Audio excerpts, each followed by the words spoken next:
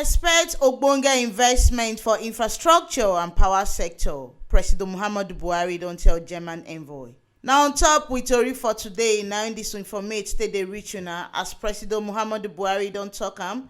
Say Naija people dey expect Ogbonge investment for infrastructure, kpakpa for power sector sake of say e go help catapult business matter go up. E con tell German company say Naija government no go fail for the agreement wey dem get with dem as dem invest for the country. Presido Buhari receive letter of credence from Germany ambassador Birgit Ori for State House Abuja.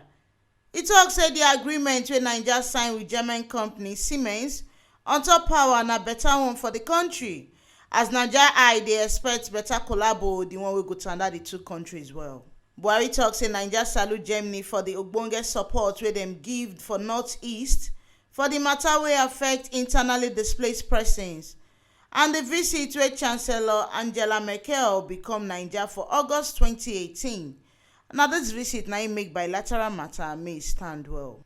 The ambassador tok say she happy well, say she set for Naija as na wetin she bin dey find. She tok say Naija big well and get level pass for Africa. She say when she bin enter Naija for May last year, as e be say na im be the first time wey she dey enter for Africa.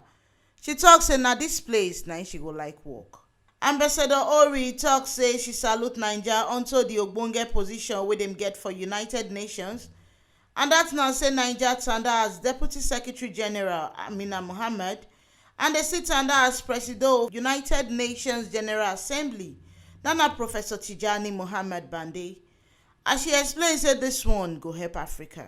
She con tell Presido say she go work on top the relationship for the two countries, as she hail Presido for Naija work for ECOWAS, the one wey help economy and security matter. Presido Buhari wey still receive letter of credence from Ambassador of Ethiopia, Azano Tadei Zabriha. E tell the ambassador say make dem stay long for Naija, make dem for sabi Naija economy, culture and everything wey Naija get. As Naija big well and you go need stay long for it to sabi the things wey Naija get to show you. Presido con tok say bilateral relation wey Naija get with Ethiopia dey go well, as this one dey help the two countries stand well gidigba. E con tell the ambassador say make e continue to dey work to see say the two countries, their two leg stand for ground.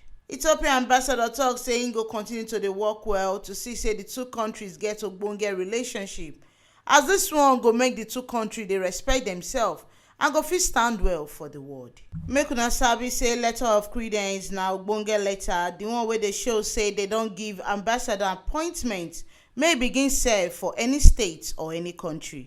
And na dis letter na im Presido Buhari na im collect from the ambassadors wey come State House.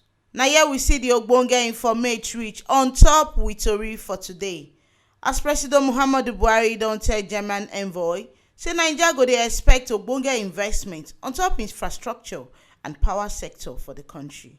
Make una no forget say dis ogbonge informate wey dey reach una so na T Live Media na im bring am come gidigba come give una. And to continue to dey get dis ogbonge informate as e dey shele for the country, make una no forget to follow our page for Facebook for T Live Media, and make una no forget to like, subscribe and comment to our YouTube channel for T Live Media TV. Una fit still log on to our website wey sidon brekete for www.tlivemedia.com to dey get ogbonge tori as e dey shele.